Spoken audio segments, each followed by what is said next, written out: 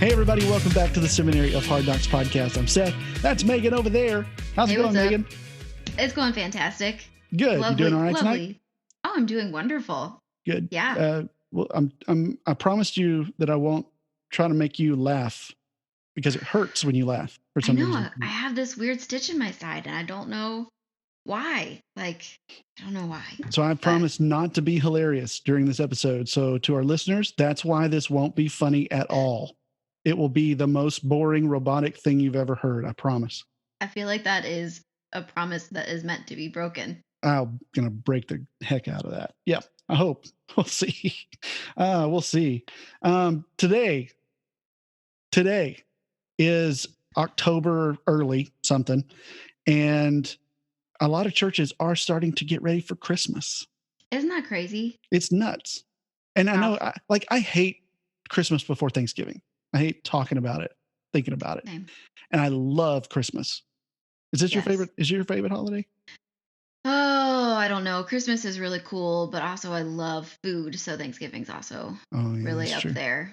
I don't know. But Christmas is magical. There's just something magical about it. Yeah, I absolutely agree. I think that Christmas is just this time of year where everybody is supposed to be really kind unless you're shopping. And then it's the opposite of that. Yeah. But that's hell on earth. I love the cold weather.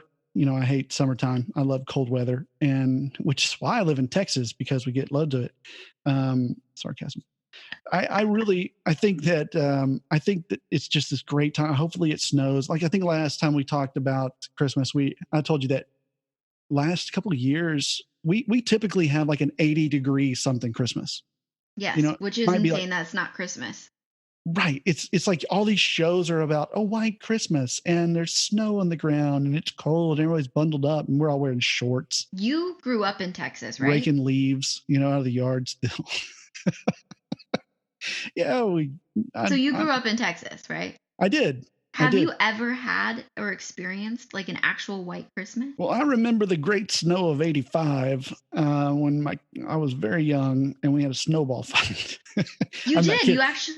I'm not kidding. I'm not kidding. We had snow. I don't know if it's a Christmas. I think we've only had one Christmas where it actually snowed, but in Texas it doesn't snow. It ices. So it drops this layer of moisture that freezes as soon as it hits the road. And so in Texas, if it quote snows, everything closes. Like we are so not prepared for it.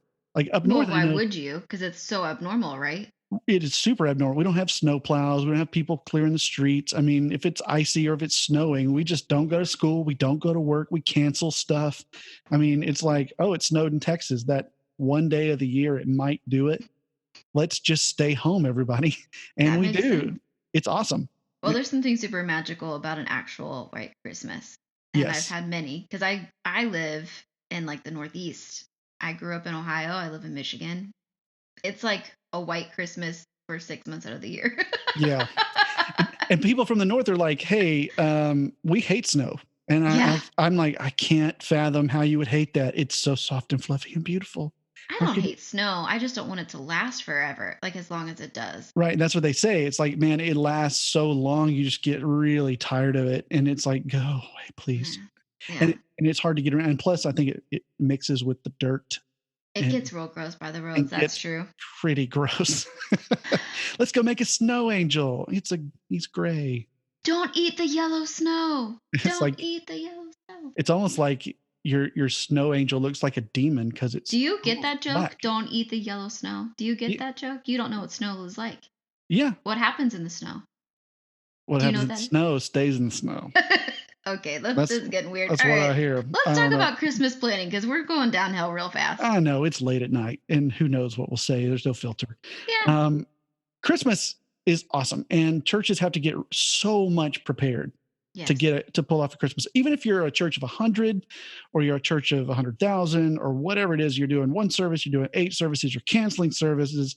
There's a lot of prep that goes into just helping our people get the most out of a Christmas season. I mean, whatever you're trying to do as a communicator, as a pastor, then you're trying to have people grow closer to God in this season, because it's Well, so easy to show people the Lord, show people Jesus, in the yeah. season. Well, I think there's high expectations for a Christmas service too, because Yeah. there's high expectations from the people who are attending because it's a really big deal to go to Christmas with your family. There's tradition involved. They have things they want to see and hear a certain way. We have created a culture of making our Christmas services something really special. Hmm. And it's like Christmas and Easter are the two really big invite services of the year. And so Right. we want to make it this really great experience for people who might never walk into our church on any other weekend. Hmm. And so we take a lot of extra time and put a lot of extra resources into this one weekend. And so there's Yeah. extra pressure associated Yeah. with that. And for us who go every week, on staff, or you just a regular, it seems like a drain sometimes. There's Yeah. so much going on, but it really is kind of the Super Bowl almost. I think Easter's probably the Super Bowl if you had to use that analogy. That's a sports ball analogy, but Christmas is huge, right? It's like the All-Star game. You got that one right. Just A sports harder. anybody sportsing out there. Yeah. So it's a time where you're really just going to get in front of people that you normally wouldn't get in front of, and have an opportunity to share a message with them, and you may not get another one, so you want to make the most out of it, and you want it to last. You want to send them thinking about something as they leave, and hopefully one of the things they're thinking about is, I need to do this more often. Hmm. I should be part of this. Yep. So let's take a step back. For the communicator, there's so many tasks and there's so many things to think about, and I know that many of the people in the communication world have to treat this kind of like from the perspective of a project manager. We have to get organized. We have to get tasks in order. We have to set deadlines. Blah blah blah. So I know that you have a good like 4 stages of project management for Christmas. So take us through what those 4 stages are, and then let's talk about each one. Yeah. So, I mean, I kind of like took some liberty with the titles of these to make them make more sense for us. But stage one would be concept and initiation. Hmm. Stage two would be planning. Stage three would be execute. Stage four would be close. So that's like all the follow up stuff. Okay. And for me, it's just really helpful to think of Christmas planning and these terms. One, to make sure that I don't miss anything because there's so many details and there's so many things to think of leading up to it, and to make sure that I'm getting the most out of that like big attendance weekend. And why are you laughing at me? Sorry, I'm so sorry. I had a hair in my mouth. It was so distracting. Like, trying to low key like take it out, and he was like, I can't find it. I'm just sitting here licking my hand like Oh a my gosh. weirdo. I really hope So, people are watching the YouTube video of this and I not was just like, the I was like, podcast. yeah, back it up. You'll see some funny screenshots. Oh my gosh, I was like, I'm not saying anything funny at all. Why is he it's giggling? Why so is funny. Project he licking management his is hand hilarious. and giggling? Sorry, OMG. I'm a hairy guy. That happens. I have hair on my face, and it often goes where it's not supposed to, in my mouth. Cool story, bro. So you were talking about Christmas and project Well, I'm management. trying to be helpful here and offer some actual, Sorry. you know, tips of the trade with Christmas planning. Yeah. Well, let's talk about those tips of the trade of Christmas planning. Concept and initiation. Those are 25-cent words for a guy like me. What does that entail? So, some things that might happen in the concept initiation phase are that first brainstorming meeting. And something that you and I Yeah. have talked about before is how, as communication directors, like very few communication directors actually sit like on a lead team, Hmm. and they don't usually get to be a part of those conversations. So, you might start off at phase two, but Yeah. some people do get to, and that is something that I think you should advocate for if you Yeah. don't. That if nothing else, like, hey, can I just sit in on that meeting and take in the direction that you guys are discussing and talking about? Yeah. Like be a fly on the wall. Can I take your meeting minute? Because I think it's important for us to have an idea from the ground, like Yeah. ground floor planning of what's the ultimate goal so that I can help you reach that goal, right? Right. Right. So, And a lot of times there are little sentences or little phrases that are said in there that for us mean so much. Like, yes, that's what I put on the front page of the website. That's my message, that others may just not even know they've said something brilliant. It's mhm, just, here's my heart. And as they're sharing their heart about what they want to do at Christmas, it's like, oh man, I'm writing these things down. I got it. I got it. That's what I'm going to put on the website. That's going to be on the card, and yeah, like sometimes that happens, and it's helpful to be in there when that takes place, because you know you leave that meeting, and I don't know if you're like me, I tend to forget everything we really talked about unless I wrote it down.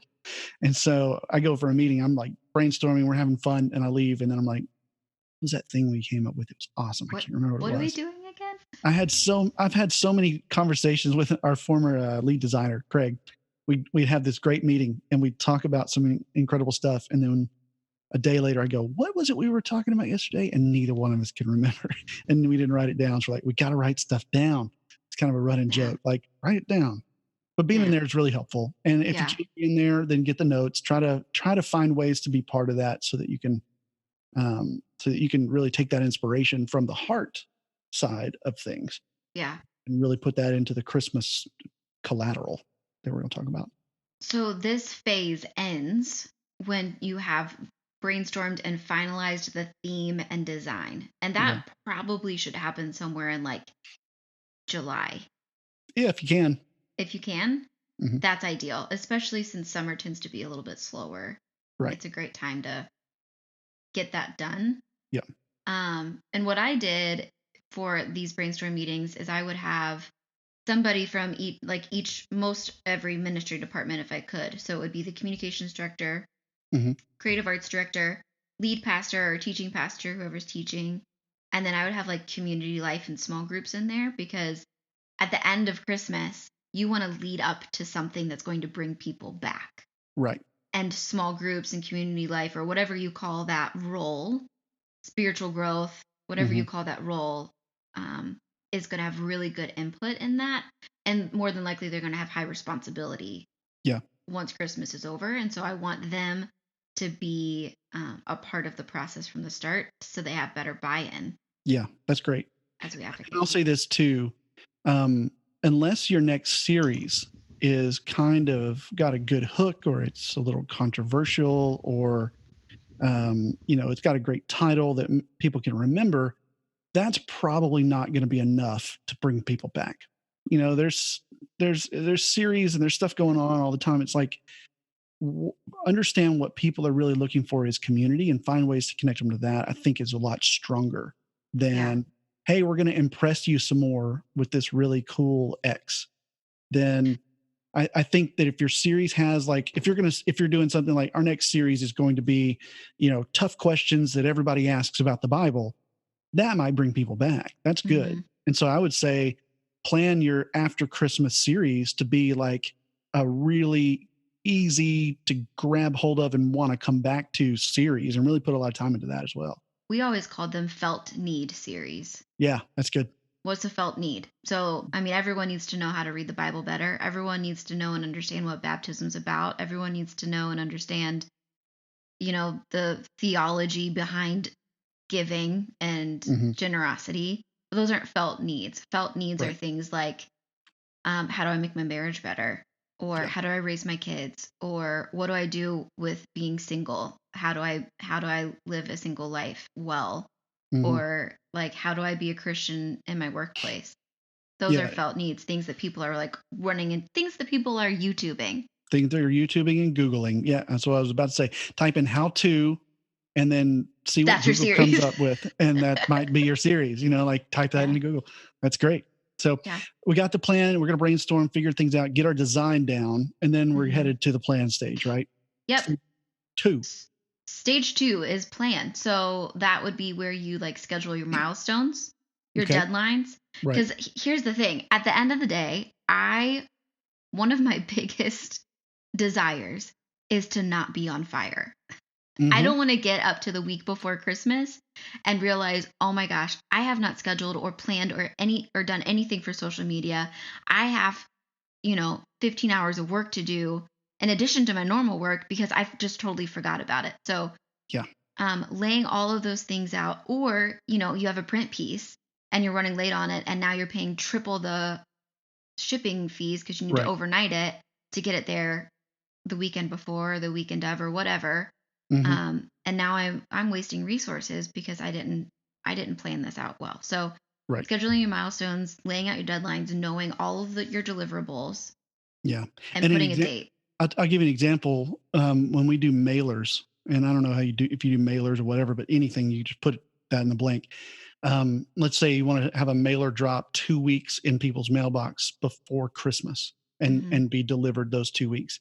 So you need to have a deadline of when does the design need to be turned in and done. That's probably going to be 3 weeks because before that, um, drop date, because you want to be able to give that to the mailer company and have them give you a proof and show you what it looked like printed and approve that and do your last checks.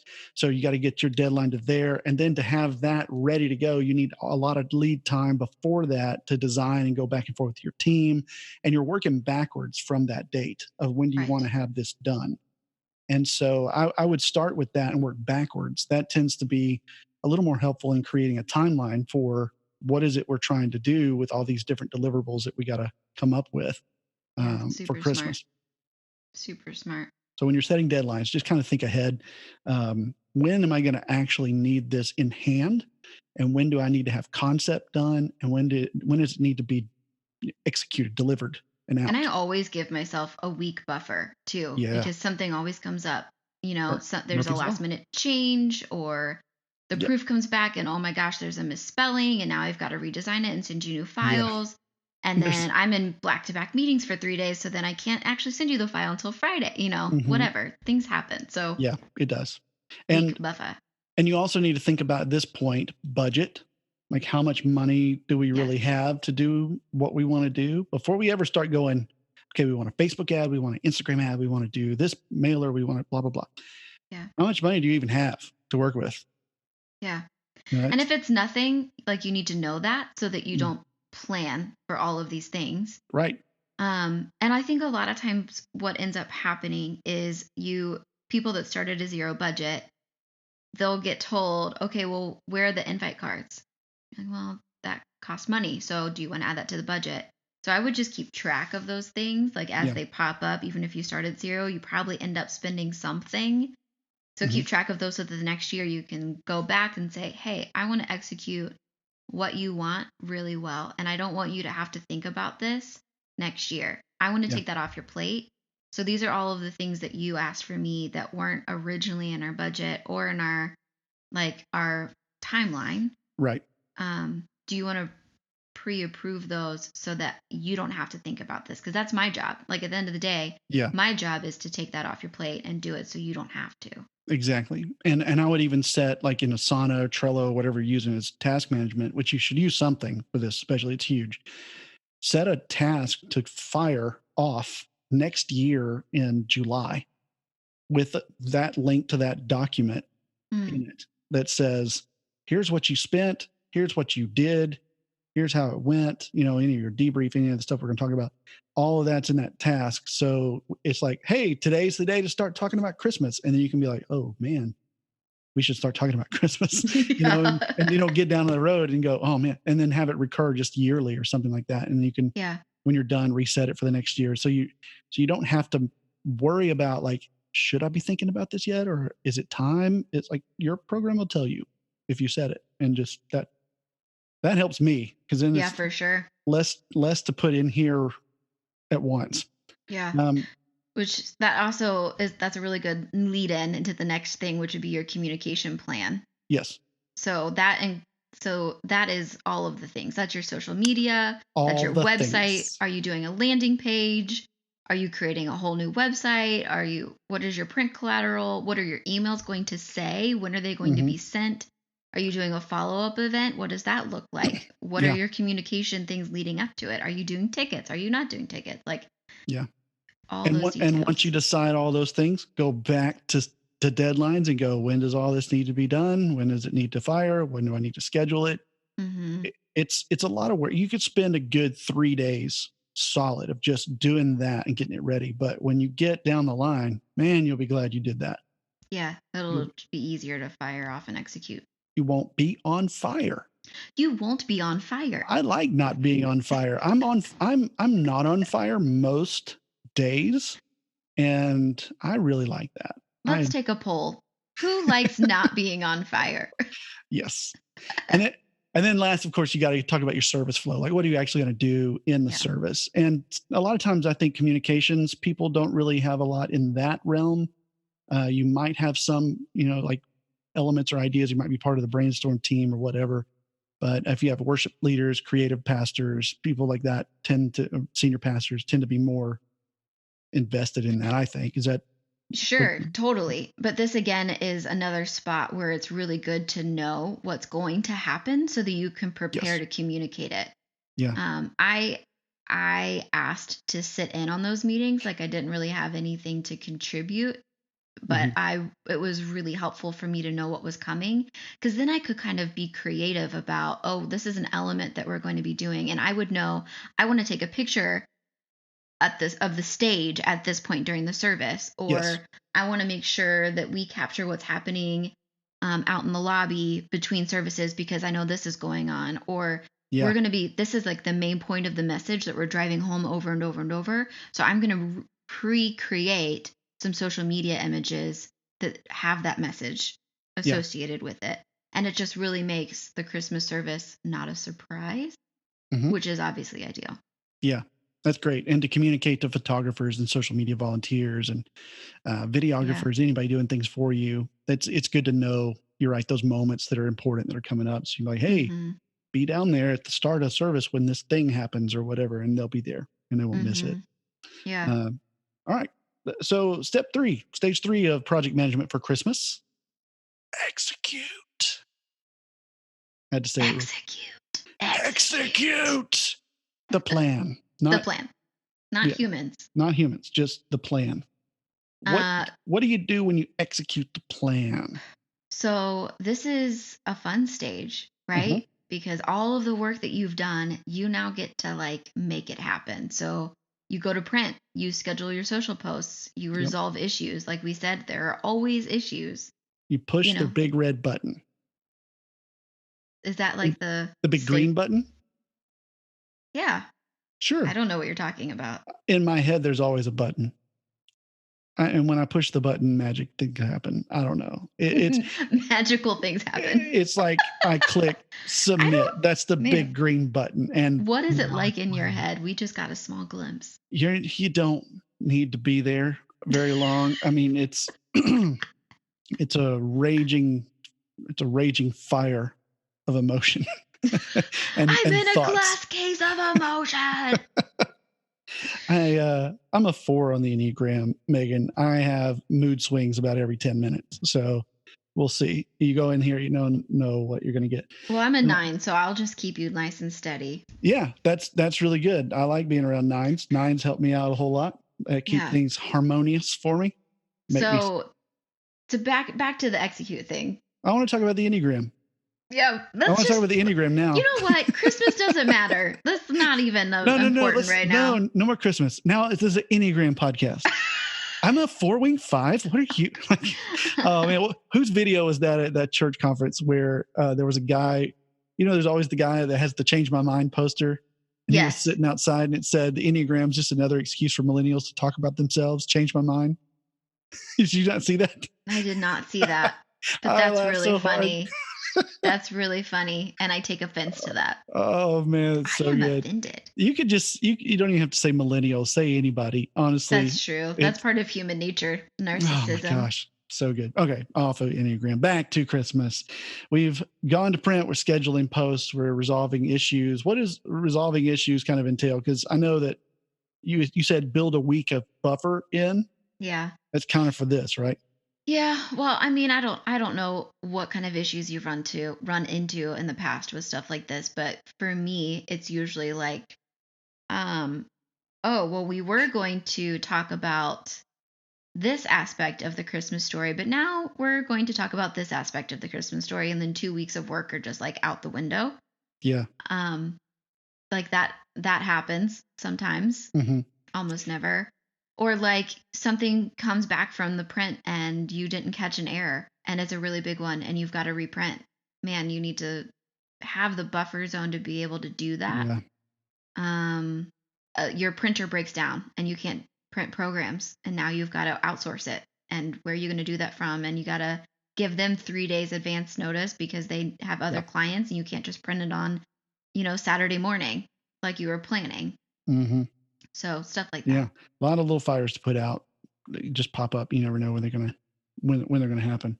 Yeah. But what good news is we're now in stage 4 and we're closing things. So this is when you're kind of this is kind of like after it's over, right? This is Christmas is over. This is The Christmas is last over. the service has ended, and the first thing to do is take a deep breath And then and go se- home and and never talk about it again. no. Positive attitude. We celebrate, man. We celebrate because that was a Yeah. lot of hard work, and hopefully a lot of people came to our church and they got to hear about Jesus in a way that made them feel welcome, and we had a small part in that. And Yeah. so celebrate, rest. Sometimes the most spiritual thing you can do is take a nap. Amen. So do it. Yeah. And And I know that like a lot of churches after Christmas may shut the office down for a week, yeah. or people travel and they're gone, and that's another thing in your like planning stage, knowing everybody's going to be gone, especially for that last week before you're planning, like your team's going to be out of town Christmas Day and on. You need to be ready before then. So Yeah. just planning that stuff ahead is like when they come back, it's still okay to like in January, on like January 4th or whatever day you're back, to celebrate Christmas and how it went Yeah, with the staff, with like your celebrate staff. the wins, the Yeah. things that happened, celebrate what people did, how hard they worked, the effort that they put in, like Yeah. acknowledge that, acknowledge your volunteers and the the Yeah. fruit that came out of it. And speaking of that, you might do something. I'm just kind of spitballing here, but I think it might be a good idea while you're at Christmas to give your staff a way to communicate stories that happen at Christmas to you, and just go ahead Mhm. and email me what happened. Something cool happens, email me. That way, because by the time you've come back on January 8th, you've forgotten. Everybody Mhm. has. And Yeah. so you go, hey, any stories or anything cool happened? No. And it was like there's like 4 things that they could have told you, but they forgot. So Yeah. it's better in the moment. Like take that stuff as fast as you can from staff and understand that we're going to want to share these later, not only with each other, but with our maybe even our church, and some if it's appropriate.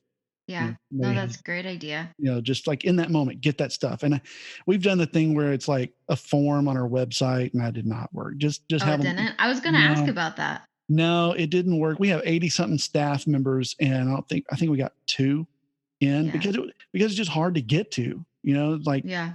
it's You not got hard to to open up email and just email Seth, you know. Yeah. Is that So what you guys do now, is use your email? that's what we will do. We tried it last year with the form, and I didn't get very much. And so this year we'll try something with just like, hey, email this. So we'll set up a special email or something to Mhm. get them.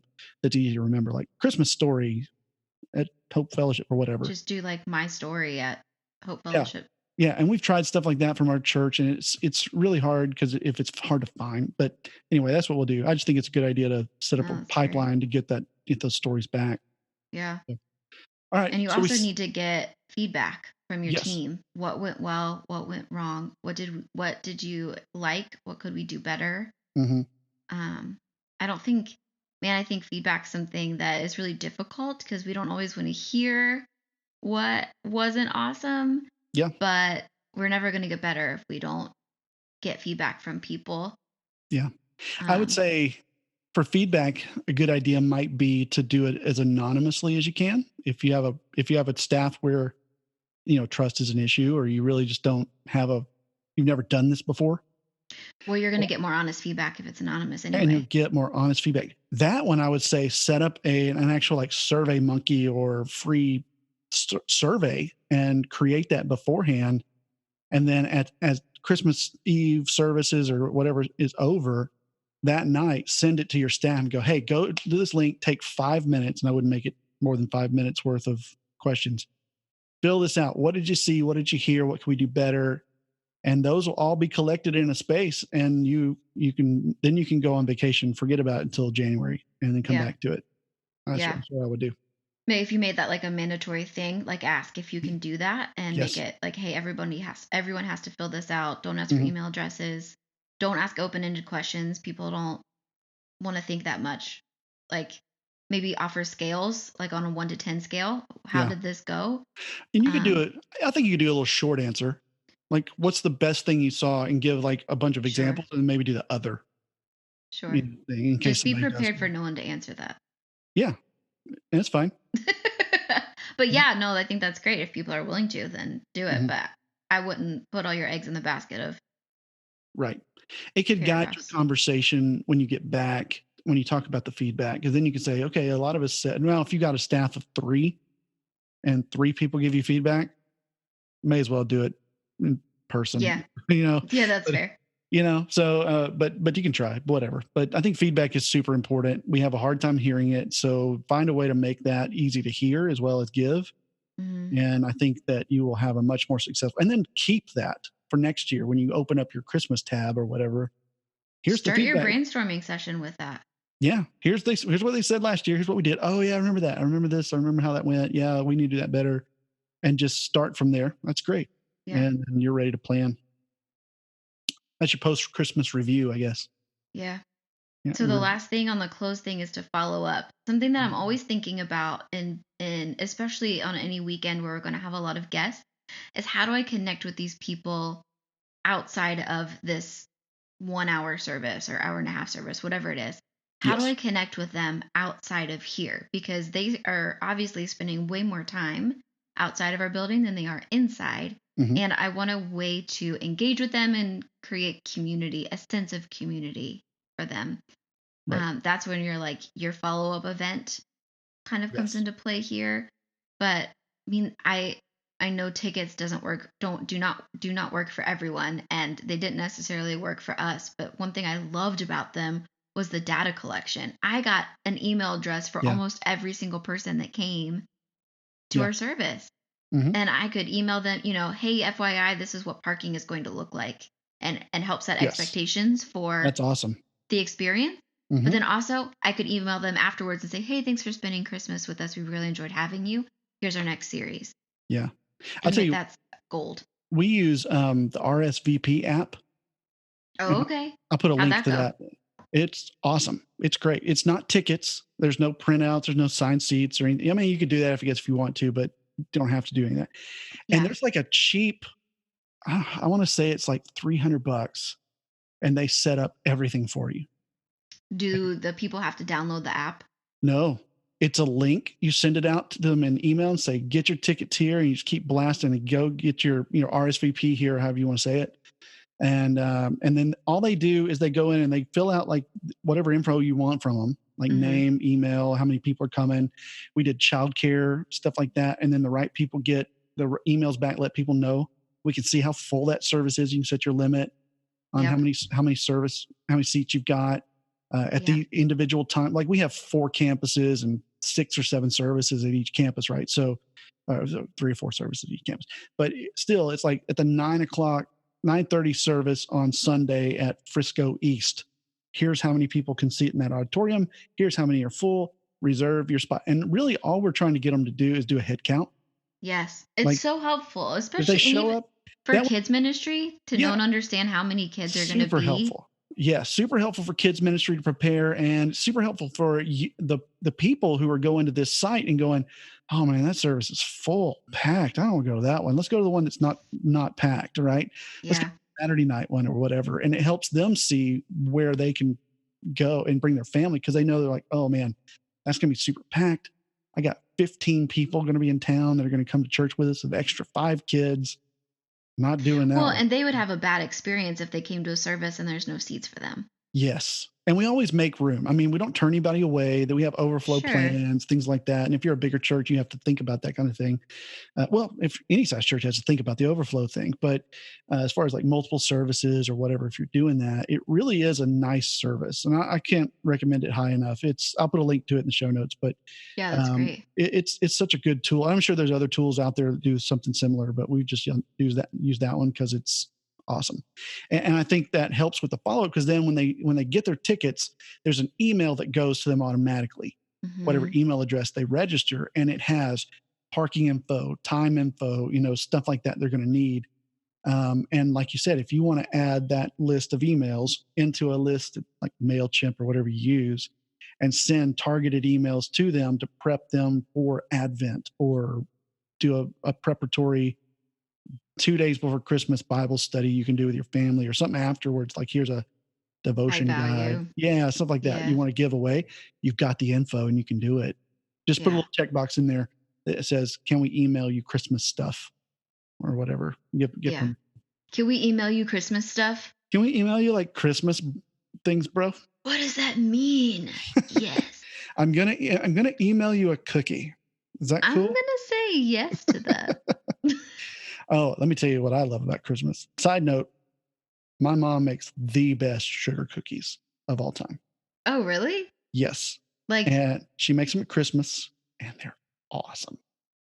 And if I well, could give everybody one of them and I bless feel them, like you need to give away some of your mom's sugar cookies. I might see if she does that. Would do that this Christmas. I can give a few away as gifts. Your next giveaway is Seth Muse's mom's sugar 10 of my cookies. mom's sugar cookies, because we're keeping it real. Oh my gosh. Let me tell you, I send you those. If they stay fresh, you will you will love me forever. They're really, really good. Wow, you're really talking up your mom's sugar cookies. My mom makes great cookies. Can't beat those. Um, anyway, that's kind of Christmassy. Well, this is a great plan.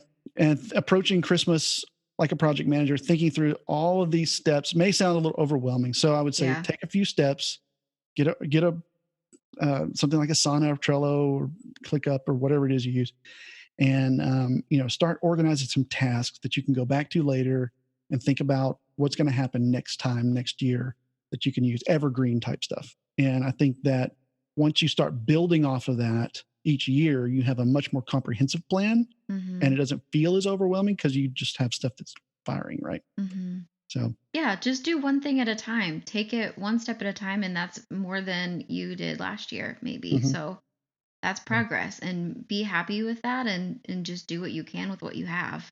yeah. And if you get to the end to Christmas and you did like 85% of it really well, when normally you do 10, I mean, just take that win and just be happy with it, and, work on it for next year. But it's a lot of stuff. It's a lot of stuff to think about and to prepare. Yeah, for So, sure. but if you're struggling, you want a little help, do have a resource for you that can help you get started and kind of work through some of this stuff. Oh, yes. This Yeah. is a fantastic resource. Yeah, it's from Church Inc. And Church Inc. does a lot of signage and things like that. That's kind of what they're known for. But they have a ton of other resources and communications help in this world that are really, really good. And this is Mhm. one of them. It's called My Christmas Plan. It's at mychristmasplan.com. We'll put that link in the show notes as well. Mychristmasplan.com. Just go there and download a PDF. And then there's other options there too, right? What are some of those other options? Yeah, so well, the PDF is like a personalized Christmas strategy plan. So it'll give you some of those like milestone Hmm. deadline checklists that we were talking about. It already lays some of those out for you, Yeah. which is really nice, and it's personalized for you and your church. Hmm. And that's totally free. So Yeah. that's really awesome.